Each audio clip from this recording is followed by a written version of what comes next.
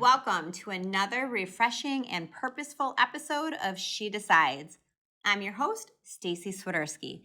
Today, I am joined by Lucy Milligan Wahl, the dynamic founder of LMW Edits, a San Francisco-based boutique professional organizing company she launched in 2014.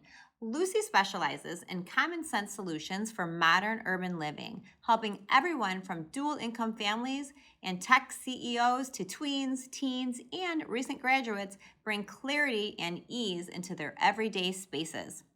A Princeton graduate with an MBA from UCLA Anderson School of Management, Lucy began her career in fundraising at Stanford before taking the bold leap into entrepreneurship.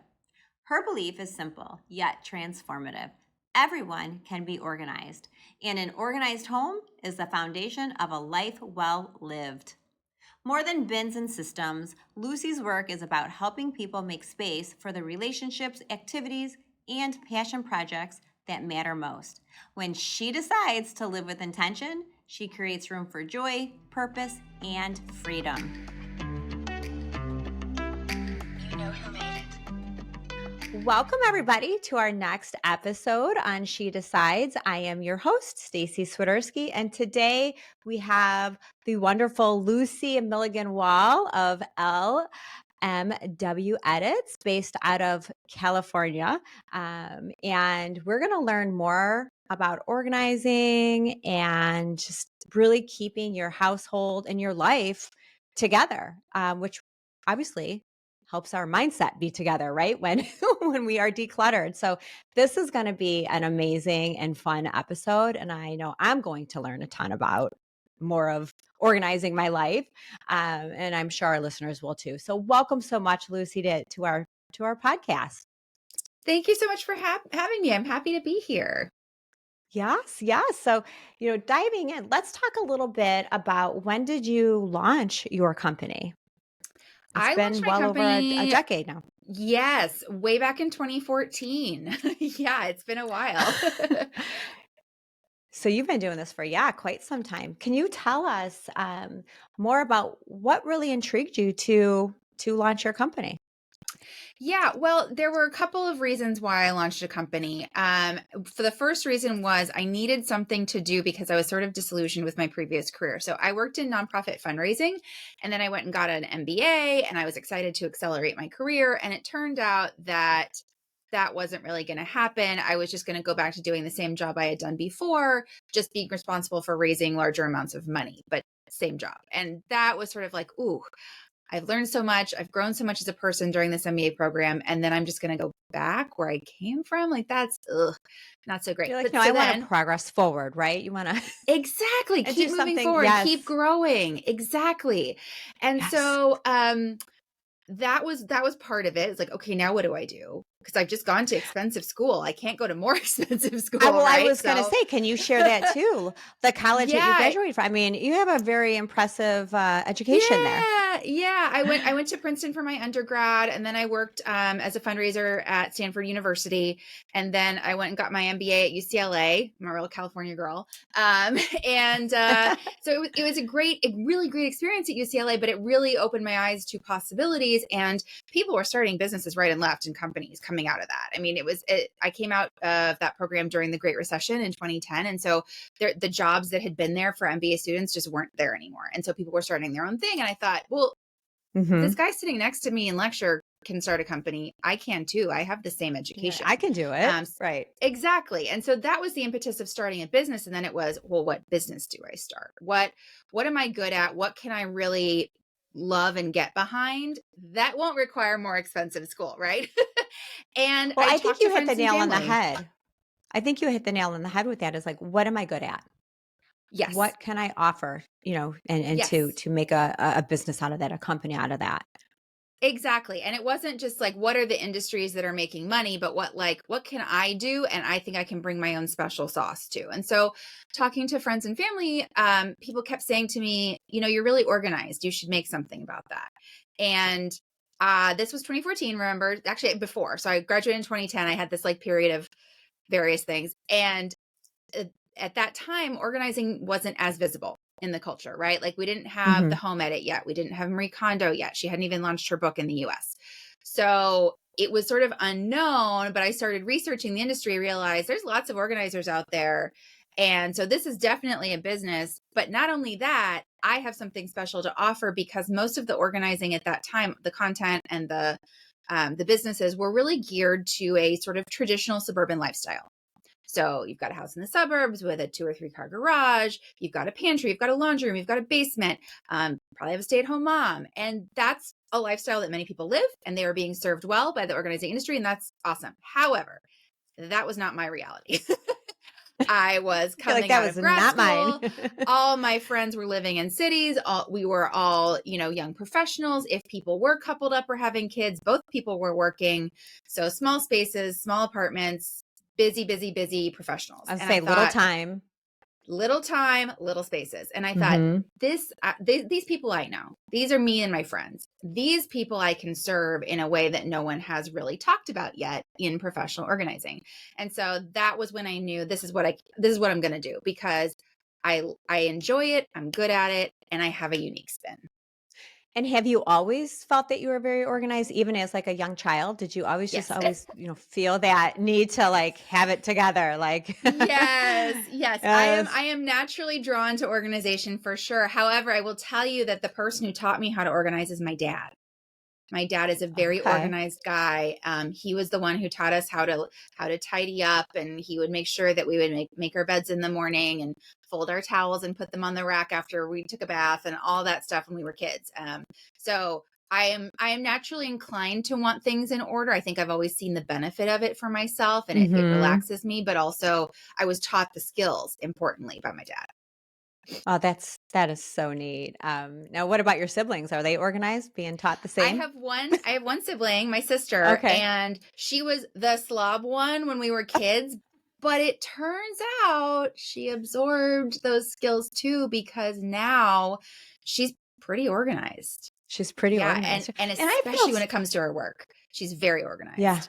very, yeah, and structured, I'm sure. Obviously you have to have structure to be organized. I would think they would go hand in hand, right? Yes. Um, But for sure, when I feel that something is just disorganized, it could be anything. I don't care if it's like my bills in a box or it it it affects you like mentally. I know I just feel like then the rest of my day, or I just feel like it slows me down a little bit. And then so I definitely think it's so important, especially when you are busy, busy, busy, busy. Like you had mentioned when you started this, a lot of your friends were they were married, everybody's, they're working, they had little time to stay organized. So that's yeah, that's definitely an amazing skill set. And not everybody, as you know, has that.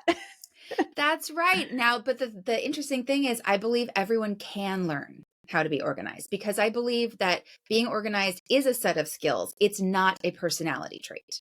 Now, I happen to be naturally inclined, but that doesn't mean that I'm going to be organized and somebody else is not going to be. When I work with clients, this is a process of skills transfer. We're working through those daily habits that once you acquire them, it's actually quite easy to be organized. You just have to learn the skills. And so whenever people say, "Ugh, I'm just not an organized person," I say, well, that just means you haven't been taught the skills yet, Right. Let's and let's you can let's learn. teach that. Right. Yeah, you can learn. And I think too, the difference in that is, do you enjoy doing it? Right? Is it something that people enjoy? Some people just they can do it, but they don't Yeah, prioritize it because they don't like it. We always like to that's right. prioritize things that we enjoy doing. So I think that's probably the difference, I would assume, right? That's exactly right. And for me as an organizer, my challenge is to find the way to organize for each individual client in the way that's least painful for them. Because if we make it less painful, then they will be more likely to keep it up, and then they're really going to see the benefits. And then it becomes a self-reinforcing cycle. Because once you learn the skills and practice the skills and see how they work for you, and then you realize, oh, wow, this is better. And then you keep doing it. It's very self-reinforcing, but I have to be the on-ramp. So I have to figure out like what's Right. the easiest, smoothest way for this particular client to on-ramp into organizing. So you've been doing this now for 11 years. Do you work with the same, like what's your longevity with your clients? Is it like you get them organized, you show them how to do it to try to, like you said, everybody has their own way and what may work for one will not work for the other. Do you do you have longevity with clients where you kind of check in with them on a quarterly basis, or tell us more about that? Yeah. So I take an approach where I want to set people up for their own success and make sure that they're independent. I don't want people to rely on me. Okay. There are certainly organizers who do this kind of regular check-in with their clients, and that's what their clients are looking for. And that's awesome. For me, what matters to me is to empower my clients. And so I pride myself on my clients not needing me to come back to update their spaces. The only reason I have return clients is when their needs change. So for example, if they're moving, or if they're about to have a baby and that home office now needs to be a nursery. Those are reasons that I get called back by return clients. Okay. But Yeah. yeah, I really pride myself on really being so thorough and so detailed and setting up something that will really work for the clients that they will be able to maintain themselves. Oh, that's so, I would love to be in your brain for like a day. It's a Organize very organized everything. place. I would say it's probably nice. You got everything on a nice little shelf. So can you explain how clutter or lack of systems, really can affect other areas of our lives, like our mental health or our relationships? Yes, absolutely. There are so many ways in which clutter sort of robs you of your power and robs you of your enjoyment of life. And these have been well researched. So it's not just me making this up. The Yeah. presence of clutter itself just raises your baseline cortisol level. So you may recognize cortisol as the stress hormone. We need some variation in cortisol as humans. It's what powers our fight or flight. But if we are at a constantly elevated level, that can have negative health impacts, particularly on your heart. And so it's just not good for you to be living around clutter, even if you don't consciously notice. That's the thing I always like to say. It's like some people are very bothered by clutter and some people are not. But even if you're not consciously bothered, it's still affecting you. So that's something I want people to keep in mind. I also want people to keep in mind that clutter forces you to make a lot of decisions, because that's what clutter is. Clutter is unmade decisions. It's, I don't know where to put this thing. I like don't that know what to do with this concept, thing. actually. Yeah. If you think about anything in your clutter, like a coffee cup, that's a decision. Do I need to throw this away or recycle it? That's a decision you have to make. And we have a limited capacity per day between sleep for decision making. And all of the decisions count. Your decision to throw your coffee cup, your decision to pitch a new client at work, your decision to parent your child in a certain way. All of those count. So if you're making too many clutter-based decisions, you are robbing your capacity to make well thought out intentioned decisions in the area of your life that matters to you. That is so true, because you think about it, all of the decisions that we make on a daily basis that may seem really minor, but they're still clogging up our brain. They're using up that limited capacity until you go to sleep. You don't get a renewal. And let me guess, if you're busy and you have a lot of clutter, you're probably not getting enough sleep either. So like all of these things are connected. I was just going to say that. Yep.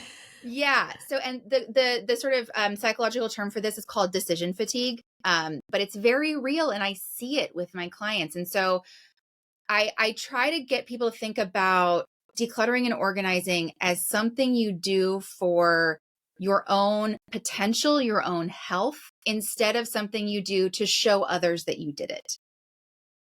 Because it's the inside of your house. Who cares? Right. Yeah. And do you think that, so let's talk about the difference between, say, clutter versus being a minimalist, right? Mm-hmm. Do you feel there's a difference, or do you think people can have a ton of stuff, right, but still be extremely organized and be the opposite of a minimalist, but be really organized? Yes. So aesthetic and level of organization are different. They're totally different. So you can be very organized with a maximalist aesthetic. The difference is, if you're an organized maximalist, every object, every color was chosen very intentionally, and back to what clutter is, there's no unknowns. There's no pile of unknowns. You can have lots of knickknacks and color and textiles, but if you know where everything is, you chose it intentionally, that's organized. That's great. On the other hand, I have seen, because the minimalist modern aesthetic is very popular here in San Francisco where I live, especially in new construction, you can have what looks like a minimalist space, and then you open a cabinet, it's like clutter. Because they just like out of sight, out of mind. They just did the shove instead of organizing and decluttering. So you can have a I'm guilty of totally that. cluttered space that's got a minimalist aesthetic. So keeping in mind that aesthetic and level of organization are different. And I sometimes get people saying, well, I don't want to be organized because I hate minimalism. And that's sort of a false dichotomy. Yeah, you're not comparing apples to apples there, right? Correct. Yeah, that's so it's so true. So, can you share with us what are some of your go-to organizing tips that actually stick for people with like busy schedules and limited space? Like what are some just easy tips that you can start out with them? Yeah. And So these are all of people my who just don't like to organize. So correct. like Yes. so Yes. yeah, that would be And helpful. Yeah. all of my tips have to do with behavior, not stuff. Because what people always ask me is, to be organized, what do I buy? And I say nothing. You do not buy anything. We want to change behaviors before we buy things to supplement the systems. Like when I work with a client, we don't buy anything until like 70% of the way through the process, because I don't know what containers or devices we need until I know what you have and how we need to store it. Right. So off the top, don't buy anything. Just don't do it.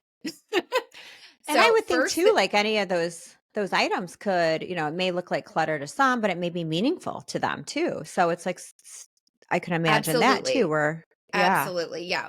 One person's clutter is another person's treasure and vice versa. I never make any Yeah. assumptions. I mean, even when we're going through a space and looking for obvious trash, I'm very careful about it because you don't know.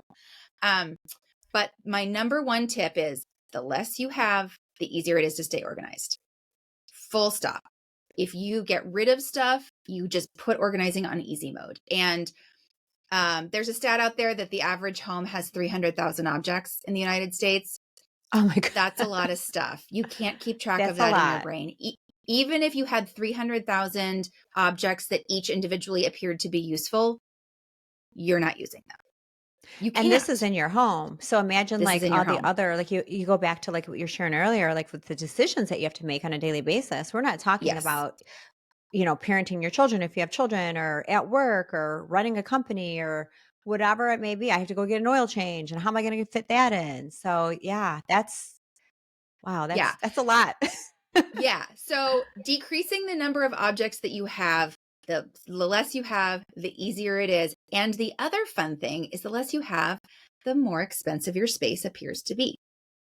Because it's the space between the objects and the intentionality that makes a space look carefully considered, and our brains will read that as expensive. I can style a room in any home to look more luxurious and expensive, and it's usually by removing things. So I really Interesting. encourage people to think about how less can be easy, less can be more, less can be luxurious. So that's my literal number one tip for getting organized is get rid of it. Yeah. Have you ever And considered like staging homes?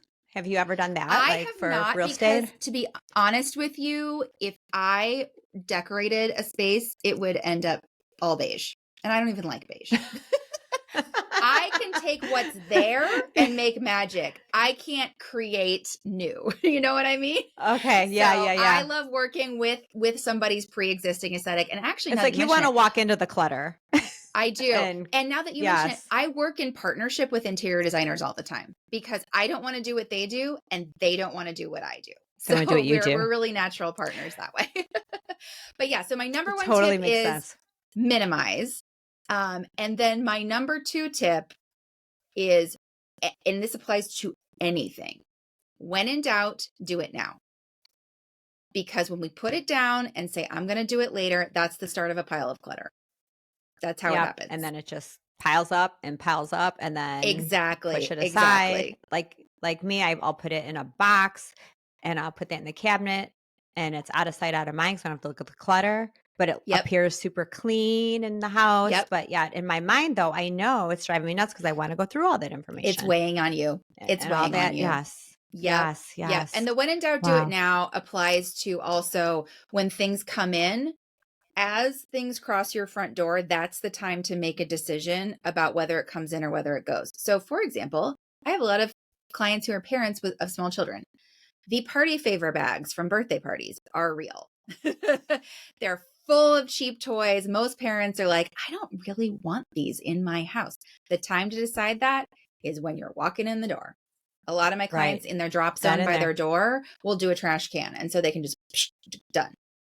That's the time. When in doubt, do it now. Don't go, oh, I'll deal with it later, because that's how clutter starts. And that's a hard habit to change, but it's powerful. And I try and help my clients build that muscle in the organizing sessions that we do.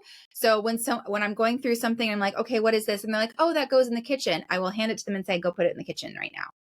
And that slows us down, but it You helps do it them build now. that muscle, Yes. because it's just, if you've never done it, it feels really uncomfortable. You know, and there are probably people listening to this who are going, they have that little rebel in the back of their head and they're going, I don't want to do that. Ew, don't make me do that. Yeah, right. So we have to want to do practice and that. build the muscle. Yeah. And to realize then, once you start doing that, suddenly there's kind of less clutter around, because you're And cutting then it off before hopefully it it starts. becomes a habit, right? Because it's feeling Hopefully really becomes good. a habit. That's the idea. Yeah. But yeah, it's the building of that muscle and not expecting yourself to like be perfect. Right, right. So you've organized for just about everybody, right? From tech CEOs to tweens. What's your secret to tailoring systems to work, really for, such a diverse range of personalities and lifestyles? Like, I'm sure you can just walk into any space and be like, and I'm sure it just automatically, you know what to do. And again, you enjoy it. This is your profession and you're an expert at it. But tell us more about that. Yeah. How do you So tailor it those is all, systems?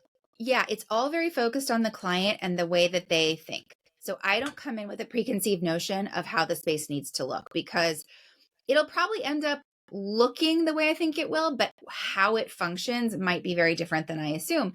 And so for me, it's a process of asking a lot of questions. And when I talk to people about DIYing organization, this is what I try and tell people to do, is ask questions and then ask another layer of questions. So for example, I'll say, I'll say, are we keeping or tossing this object? And they'll say, no, I want to keep it. And I'll say, why? And they'll say, just in case. And I'll say, just in case of what? And we keep going down the rabbit hole, because we are so used to making assumptions and just stopping the thought process that we don't actually understand what we have and why. And so when I am creating a system, I'm asking a lot of detailed but simple, sometimes so simple that people look at me and they're like, are you What do you mean? dumb? Do you not Like, why are understand you what I'm asking me telling this? you? This is so basic. But I will ask the dumb questions, because the answers And you'll tell peel you a those lot. layers back. Yes. You have to peel the layers back. And so that's how I do it, because, in my world, two things can be associated, and in someone else's world, they're not. So I have to ask, like, okay, this looks like a bike pump. Are we putting this with the bikes? Are we putting this with the pool toys? Like, where are we putting this? So like, Why is this under the kitchen sink? It's that, yeah, exactly. Oh, yeah, I mean, that has actually happened. I can Yeah, imagine. so it's about asking questions and really listening to the answers and getting inside someone's head, because it is so much easier to mold the space to the person, to the family, than it is to try and change the person or the family to fit what you consider to be an organized space in general. And I'm sure, you have to get to know your clients' personalities, Yes. right? Like you Yes, said, they absolutely. all are gonna, handle this a little differently, especially when they really don't like this. Yeah. And it's like they have to kind of catch on to what you're saying and somehow enjoy it so they can stay organized, not just for a month, but for the rest of their life, if Exactly. they don't want to feel cluttered. Yes, exactly. Yeah, and you had mentioned you left, a career in fundraising, and earned your MBA before launching your company. What mindset, shifts or risks did you have to take in order to fully embrace being an entrepreneur?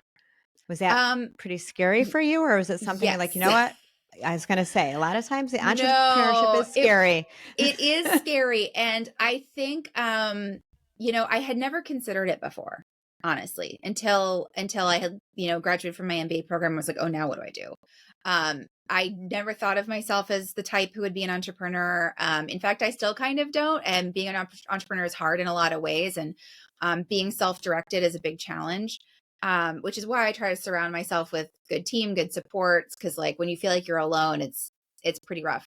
But in Yeah, I terms think of that's so mindset important. shift, I think a big thing that I talk to other people who want to be organizers about is anyone can do this. You just have to do it. You don't have to be qualified first. You don't have to be perfect first. You don't have to have everything planned out first. You can just do it, because if you look around, and especially for us as women, if you look around at the people, lots of the men who are starting businesses in the world, they aren't worried about how qualified they are. They're not worried about how No, well set up they are. They just do it because they're like, I think right. I have They something just to do it. offer. Let's go.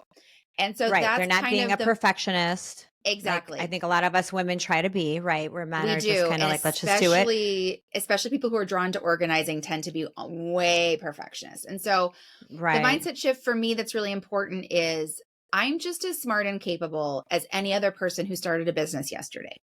So I therefore, love that. I can.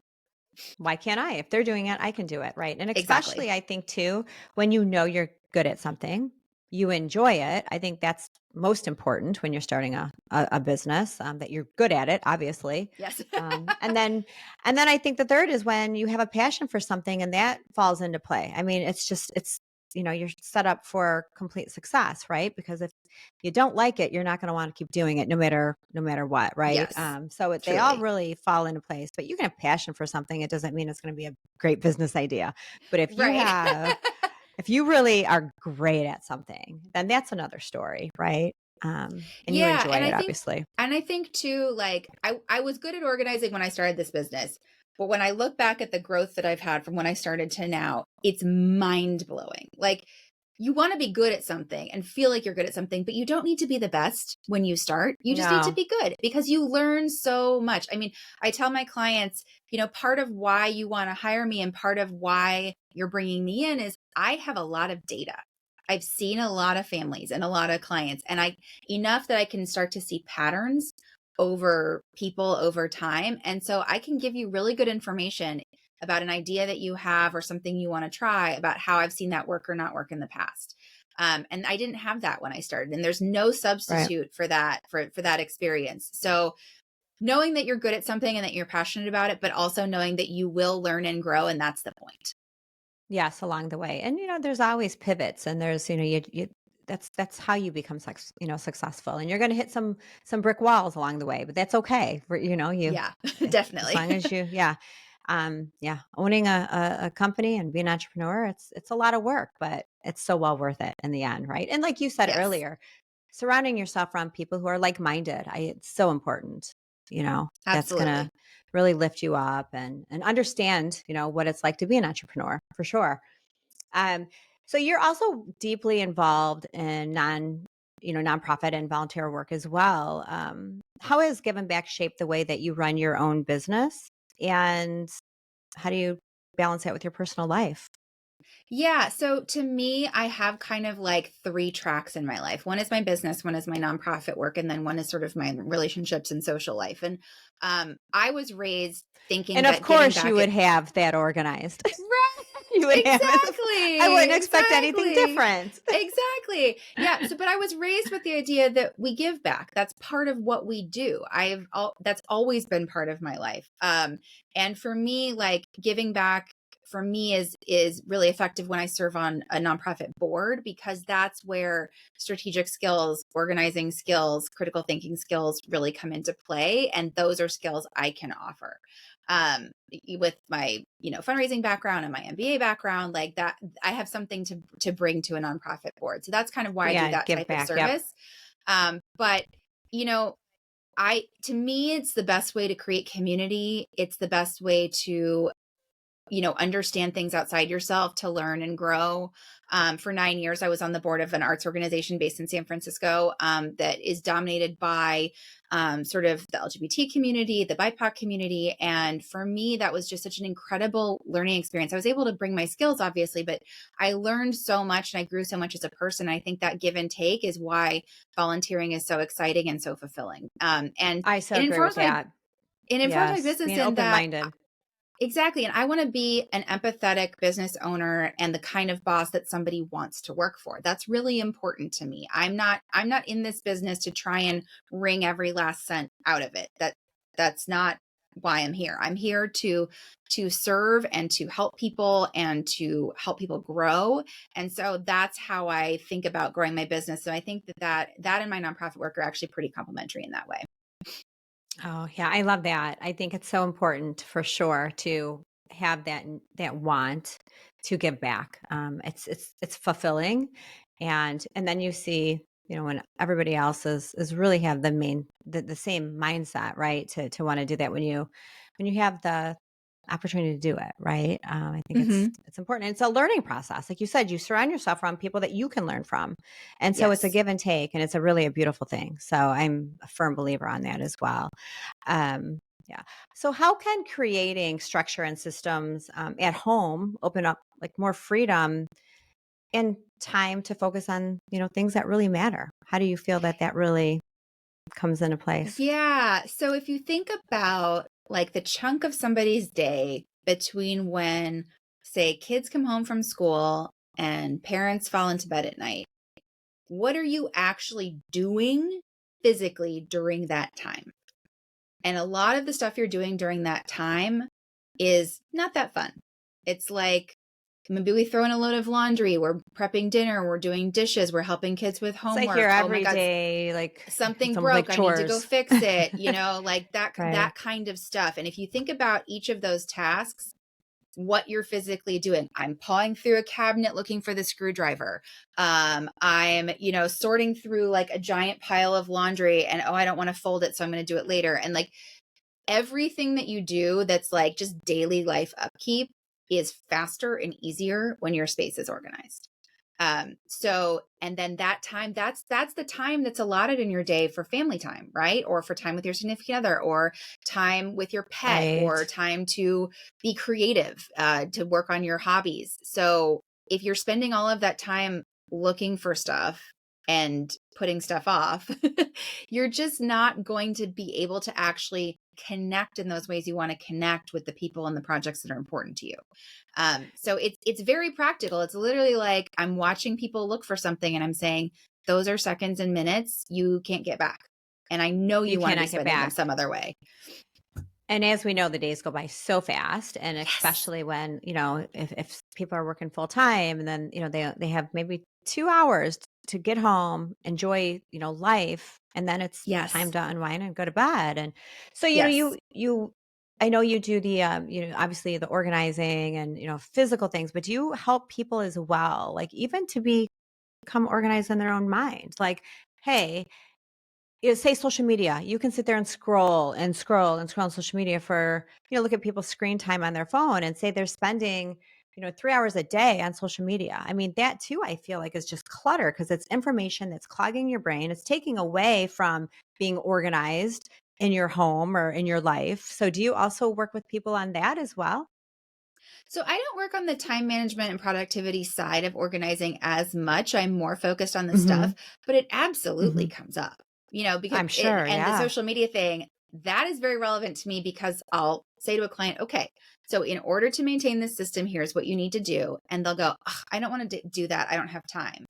And that's when I say, how much time do you spend on social media a day? Can we take 10 minutes out of that and maintain your organizing system? Because that's, I think, the trade-off that people aren't understanding too. And something that comes up for me a lot is there are a lot of deferred activities that people do, like, oh, I don't have time, I can't do this, or like, oh, I used to love that, maybe I'll do it again, like especially hobbies and physical activities. And I'm the one who comes along and I say, so what's your plan? So, So why so are for you not? example, Right. and a lot of the times, like it's because we just get stuck in this rut of like kind of barely surviving and scrolling social media to, pacify ourselves and make ourselves feel better. So I'm kind of the one that kind of jars people. And part of the way I do that is by asking those dumb questions. So when I'm organizing a garage, this happens a lot. I live in San Francisco. We're about 3.5 hours from some mountains, and I'll see some skis. And I happen to be a skier. I ski a lot. And so I know how old the skis are just by looking. So I can immediately identify how long it's been since you bought those skis, which probably is correlated with how long it's been since you went skiing. And then we can have a conversation like, oh, I see some skis. Do you use these? And they'll say, oh, I don't have yeah. Or like, oh, time. I really want to get back into it. And then I start to ask just really practical questions. Okay, if you were to and say we're working in November. I'm like, if you're going to buy a season pass this year, are those the skis you're skiing on? And that's an interesting question, because I love how you break that down. It makes them think. If we're talking 10-plus-year-old skis, they go, oh, no, I would probably rent or buy new ones. And then I say, okay, so there's no world in which you're going to use this pair of skis. And this is begging the question, are you going to buy that season pass? Are you going to buy that new pair? Or are you not? Those are questions for you to answer. But my recommendation to you is get rid of these skis, because these are just weighing you down and reminding you that you haven't gone skiing in a while and you used to love it. And that kind of sucks. And this is getting people into a mindset of, I'm not just wishing, I'm planning. I'm making concrete steps in the direction I want to go in, because everything I do is super concrete, super practical, super granular. And when we get all like loosey goosey and like dreamy about it, that's when we don't actually take any action in the direction we want to go. I love that. And I think too, obviously, like being in control of your decision making in your life. You know, when you're organized, you just feel like you have more control over what you're going to do next, or the clutter in your house, or when you can find time to go skiing, or, you know, whatever it may be. And it really, like you said, it really kind of flows and, you know, and goes hand in hand. Yeah, absolutely. And you know, there's so much in this world that we can't control, right? And having control of the places we can gives us that resilience to be able to handle the lack of control outside. So like your home should be your sanctuary, right? And if it's not organized, if you don't have feelings of control over what's supposed to be your sanctuary, you have no place to go. And that's really hard. Right. That would be tough. And so are all of your clients local then? Do you ever do this remotely as well? So I work in person locally. I also do work virtually. And so virtual organizing is an interesting model. It's more of a like consultative cheerleader type of thing, where I meet with people on Zoom, like where you're meeting on video now. And it's more that I help them create a plan for what they're going to do. And we meet once a week. And so I provide that accountability. I provide that direction, that advice on like, do we do this or this? Whereas when I'm in person, I'm literally moving the stuff around and like forcing the decisions. Yeah. So it's a different model. I can imagine. Yeah. But it works well. They both work. There's pros and cons to each. I always say that virtual organizing is a good fit for someone who has very limited time. So like a standard in-person organizing session is 4 hours. I'll meet with someone virtually 30 minutes or 60 minutes. So it's much more bite-sized that way. It's also good for someone who feels very private and they're nervous about someone coming into their home. So then they can really control exactly what I see, which is great. And it also ends up being a little bit cheaper because it's less of my time. So that's a good fit. Of course. But in person is really more for someone who's like, I want the reset. I want that return to baseline. I want that finished product. And I know that I am not going to do it unless someone else is really like they're driving the process. So I would think too that anybody who is virtually probably need more help with something maybe more specific too. They can come to you with something more specific, like maybe it's a garage or a closet, a clothes closet or whatever, versus everything. Maybe it's something more specific and more tailored. I mean, it depends on how much time they've got. I mean, I had a client during the pandemic who over the course of a year and a half cleaned out an entire apartment just working virtually. So it can be done. But it like I said, it takes time. You know, what took a year and a half virtually probably could have done in, 8 or 10 in-person sessions over the course of a few weeks. Yeah. And I think maybe some people need that accountability remotely. So it's like, you'll work with them a little bit longer just for that accountability because you're not physically there saying this, and really deep diving. Yeah. So exactly. What are a few underrated organizing products or practices even that you swear by and that you think everyone should know about?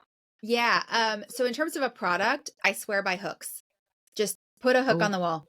When you don't know where to put something, a hook is probably a good idea. So I really like hooks for hooks, or they're called a cam lock, where you push like the handle of a broom into the unit and it stays. Yeah, and it snaps kind of. Yep. Yeah. So for brooms and mops and cleaning products, love a hook.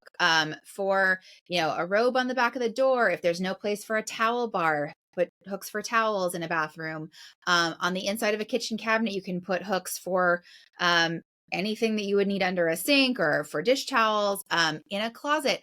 If you have what we like to call in the organizing industry, the chair drobe or the floor drobe, where you put your half-worn clothes, you know about this? Purgatory clothes? Yep. Hooks for purgatory clothes on the back of your closet door, or on that open wall in your closet. That just gets the chair drobe or the floor drobe away. So I think hooks are wildly underrated. Yeah. Okay. Yeah. I was thinking, I was thinking you would say nice little shoe size boxes with labels on them. But that's just No, room to throw and clutter in. that's the thing. And also, Yeah. I shy away very strongly from boxes with lids that stack, because you are only ever going to go into the top one. That is so clever. Yeah. And that is so And true. it looks real nice. It does. It looks beautiful. They sell a lot of really nice looking boxes with lids in all kinds of different colors and aesthetics.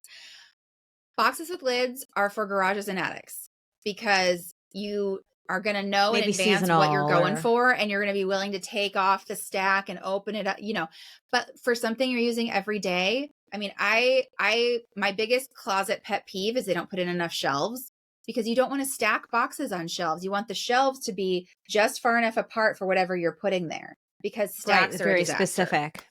Yeah, Yeah. So that's really I great don't advice. do boxes with tops unless there's a very good reason. See, I was completely wrong on that one. Not wrong. And this is a thing that I talk to my clients about too. I'm not going to say you can't have a box with a lid. I'm going to walk you through what that means. I'm going to say, okay, the box on the bottom is your extra cords. When you need an extra cord, are you going to, and I walk them through it physically, take off the boxes, open the lid, pull out the cord, put the lid back on, put the boxes back. Are you physically going to do that? And if you're not, that doesn't make you a bad person.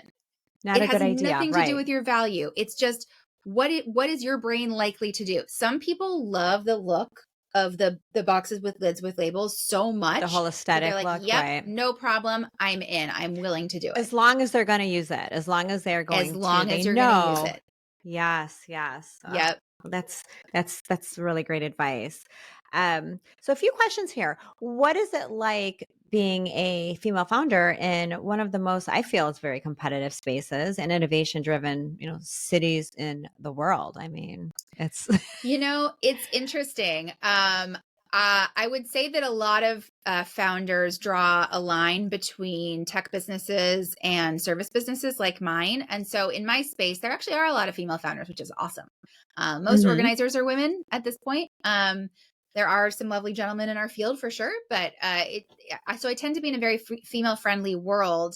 I will say that we appear to be on the vanguard here in the service business, actually, because a lot of the investing attention in San Francisco, in the Bay Area, is turning to what they're calling the boring businesses, because there's been a trend for a long time of like trying to get these unicorns that are going to make billions, but they either make billions or nothing. And a lot of times it's one end to the other. Right. The boring businesses like mine are starting to become interesting, because it's okay, this is a cash flow business. Maybe we shouldn't be investing in these. So to me, it's an interesting time to be in a service business, and especially because, AI can't replace me, because AI isn't going to ask you those questions. AI can, and I've seen it. You can take a picture of a drawer and ask AI to organize it for you. But AI is not going to tell you to get rid of anything. AI is not going to ask you why that stuff is in the drawer in the first place. AI isn't going to tell you, like, now that stuff's in that drawer, what should you put in the drawer next to it? So I am not as replaceable as many other businesses are. So it's an interesting especially time for your physical clients that you are physically going there and helping them. Yeah. And maybe we'll get to a point where I can ask these intelligent questions. But we're not there yet. But we're not there yet. Yeah, we're not there yet. And I feel too that AI is great. Obviously, with a lot of technology is great. We'll keep it, but I think that it can't replace accountability and just that human to human reaction. That I think over time, we're going to start craving more of that human connection because it's being lost in AI. And so to Yes. really have, and so I agree. I do not think AI is going to, I don't know if it will ever be able to do what you do. Yeah. Some people really need that accountability, like you showing up at their house and saying, Yep. okay, let's get to work. Let's get to work. So Exactly. Exactly. how many clients do you typically have at one time? We usually have about 10 open projects at a given time. That doesn't mean we're working with 10 people every week, but it just means that we have sort of 10 people that we're monitoring and ongoing, and we will be in different stages. So yeah. And where is your, like, how far is your radius from, say, San Francisco? And do you have a team? And can you share more about that? Yes, absolutely. So I have a wonderful team. I'm so incredibly lucky. I have 2 organizers working for me. I also have a social media manager and a business manager. Shout out to the LMW Edits team. You guys are amazing. um, and Couldn't do it without our team. Cannot. No, I worked solo for a long time, and having a team is so much better. Like I was about Oh, to expand my hands team down. before the pandemic and did not, obviously. So it was delayed. And when I finally started, expanding and bringing these people on, I was like, oh, this is incredible. And I'm Where have you really been my whole fortunate. life? I'm really fortunate. The people that have wanted to work for me are incredible people. And they help me learn, and they are better than me at lots of things, which is great. You need to hire people that are better than you. That's right. Delegate. So yeah. And so now when I go on a consultation, I'm most clients will say, well, we want to work with you. And I'm like, nah, I think you want my team, because they are better at some of the details than I am at this Right. point. So I'm really trying to enable my team to really take on jobs. So yeah, we serve. My usual sort of limit is like, if we can get there in an hour from the middle of San Francisco, we will consider the job. We will do like remote projects, but that obviously requires, like, we need to have a per diem and a place to stay and all that stuff. And we have done that. It is possible. But I always say, like, if there's an organizer in your area, there's probably a great one, and hire the person closest to you instead of overpaying for me to come stay at a hotel. Save a little money if they can, right? Yeah. But they Yeah. may really, really, really like you, and they say, nope, nope, we want you. We are We want open to Lucy's that team. for sure. We are open to that for sure. But also, the organizing business, it's a very friendly business. And I refer back and forth to other organizers all the time, depending on like what's someone's specific niche, where are they located, that kind of thing. So we work together a lot. Have you ever worked with like any high-end like celebrities? Not that you have to share their name, but just curious, No, like just being no in household California. names. I've definitely worked for people in tech who would be known by people within the tech scene, but nobody who's a Sure. household name. And Okay. I will say, like, my tech clients have been really fun, because they tend to be in this phase of life where they haven't yet adopted the lifestyle of someone who's super wealthy. And so I'm still working directly with them to improve their quality of life, which is what I love to do. I Got want to it. work with my That's what, yeah. client to improve their quality of life. If you already have a staff around you, and then I'm just going to be working with your staff. And like that's Right. also fine and dandy. And like, It's I'm sure you okay, have great but people on your staff. It's not what lights me up. What lights me up right. is transforming someone's home and someone's life. And so I'm not Getting really to know looking them to work with. directly. Exactly. So I'm not really looking to work with celebrity clients. That's not really Yeah. what I'm aiming at. I'm really more aiming at people who will really see the value in what I do. And like one of my recent clients literally said, she said, "You've improved our quality of life." And that's what it's all Right. about. And just knowing, it's like a feel good, just knowing that like Exactly. you are working directly with that person and you've gotten into their mindset to really Exactly. like Exactly. continuing this lifestyle. So that's, yeah. Hmm. Well, this has been so much fun. I would love to go over a few fun questions that are Okay. like, we call them our rapid fire. So Okay. they are just a lot of fun, easy questions and just whatever comes to your mind. Okay. First, I think it's always great to, I always share with our guests that at the end, I always feel that like, oh, I think I'm gonna know what the answer is gonna be, but then I'm like, oh, I was so off on that one. Okay. We'll Yeah, but these are see. fun. All right, let's go. All right, there's about 6 or 7. So here we go. Okay. The first one is, how would you react? I might need this someday, or toss it now. Toss it now, unless you know exactly what you're going to need it for. Perfect. I had a feeling you were going to say that. Okay. The second is, what's your organizing pet peeve that drives you absolutely bonkers? uh, Baskets with a label on that just have stuff shoved in them. Yeah, that is my pet That peeve. do not belong in them. Yeah, yeah. And my other pet peeve is like excessive decanting. So decanting is when we take Mm, something and put it in a clear container. So like dry goods in a kitchen, or even people do it with like nails and screws and stuff in a garage. Decanting should be done for functional purposes, not because it looks real pretty. Because imagine this: you've got your flour container, dump the flour into the container, and now you're halfway done. So you're like, oh, I need to go buy more flour. So you go buy more flour. Now you have a giant bag of flour and a half empty decanter. You fill it. You now have half a bag of flour. What do you do with that half a bag of flour? Do you have an organized system for making sure that you know where that is? oh my So that goodness. as you Yeah. decrease in your container, you can add more flour. Decanting is often more labor than it's worth for many people. And so I think that all these pretty pictures of pantries on Instagram and TikTok are doing a lot of people a disservice, because they're trying to push a system that just isn't a good fit for everyone. Yeah, I was going to ask you that too. Like, you have the cereal boxes and you pour it into the plastic bins and it's Yeah, like more aesthetically pleasing, right? But then then you end up with those plus a half a box of cereal over here and then it's just exactly. like, yeah, not very practical. Exactly. It's Yep. like the Kardashians looking at their pantries and everything's perfect and it's like, but they also have a team doing that for them. So Yeah, exactly. That's exactly what I it's always say. Is like, it's don't not forget, reality. there's someone whose job it is to maintain that. That's not a busy mom with 3 kids and no That's help. not reality, That's right? someone's actual job. Making sure that's it. That your job is to keep those Keep turned the Oreos in perfectly line. and yes, yes, yes. The stacks are perfect. Well, that's funny because my next question is clear. This is ironic. Clear bins or cute baskets? Clear If bins you had to pick. all day, every day. Oh, okay. Because you need to be able to see what's in there. For so many people, the triggers of how to find things are visual. And so if you have an opaque container, everything in there is suddenly gone. Now, it depends on whether we're talking about inside a cabinet or closet or in a visible place. In a visible place, I Mm-hmm. might go with something that's made of fabric, that's made of like weave, something that looks pretty in the space, because we do want to live in a space that looks pretty, and clear Right, containers right. can look a bit more cluttery. But if we're talking inside a cabinet, inside a pantry, inside a closet, clear all day, every day. Clear bins. All Mhm. right. All right.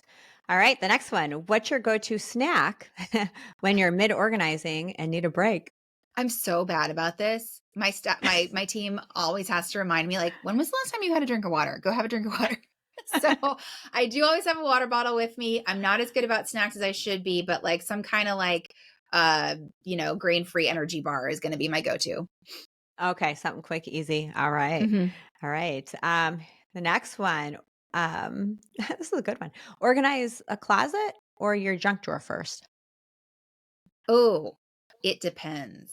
Um, for people who really What struggle looks with worse? organizing, I would say junk drawer, because it's smaller and you get a quicker win. Oh, yeah. But if someone's really into fashion, and having their closet organized is going to give them a really good feeling and it's going to motivate them to continue with the rest of their house, then closet. But in general, I always say people try and take on too much at once, especially if they're DIYing. They'll be like, this weekend I'm going to organize my house. You're not. It's too much work. You're going to burn yourself out. And then you're not going to want to do it the next weekend. And then the problems get worse. So I'd They're going to be much rather see frustrated somebody and do yeah. like one drawer per day. Just keep going, one drawer per day. It's so much more sustainable.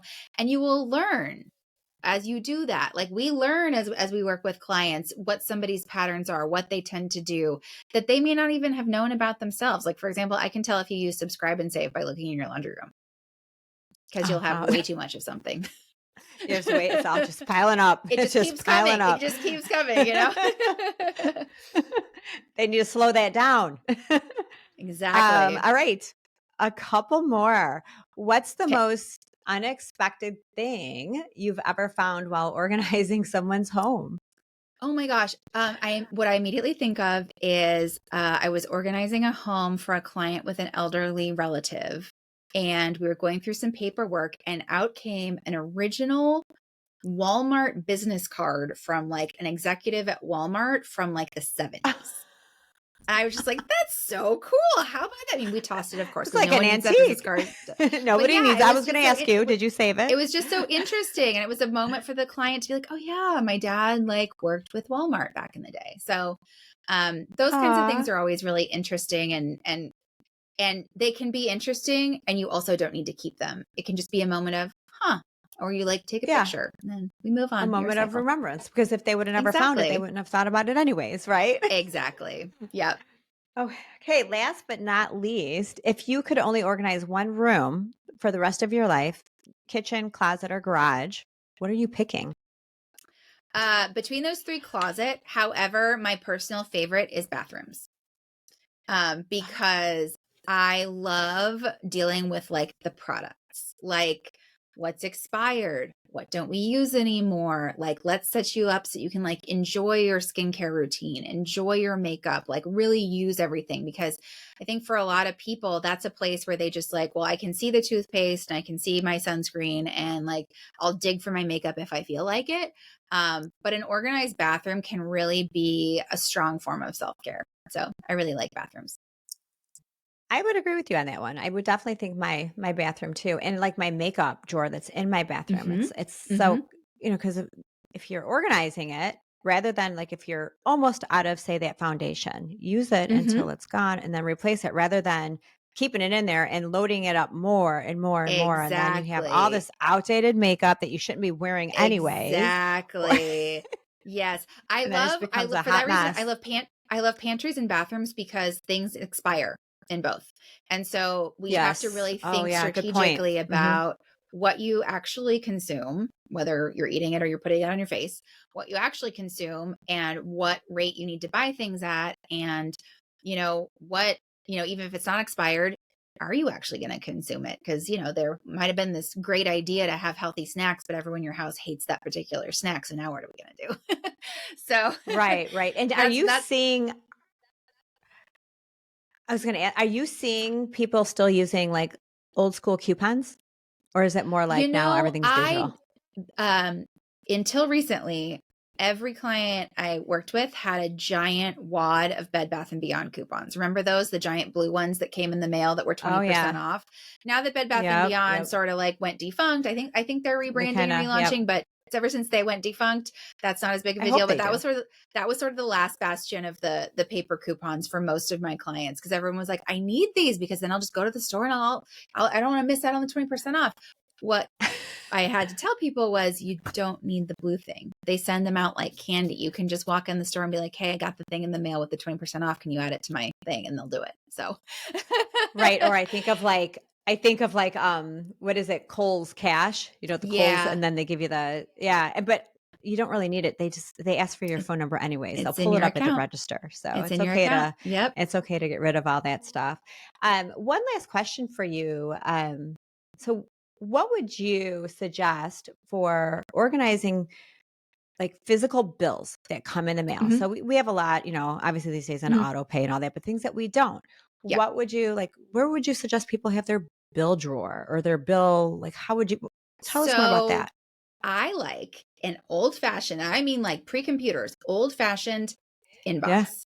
The word inbox comes from a physical tray that used to sit on your desk. And that Mm-hmm. is what I like to do. So, whatever the space is that you're going to do your bill paying in, whether it's a home office, whether it's a kitchen counter, you have a tray and the things you need to deal with go in the tray. And the reason I like a tray is because when it gets too full, you will notice. It's gonna fall over. If you put it in a drawer, it's out of sight, out of mind. Even if you put it in a desktop Mm-hmm. file box, you can fit a lot in there. Mm. And bills are time sensitive. If you start getting late on bills, that will have an impact. And so you want it to be contained so it's not a mess and it's not unknown, but you want it to be very visible so that you have that visual trigger of, I need to deal with this.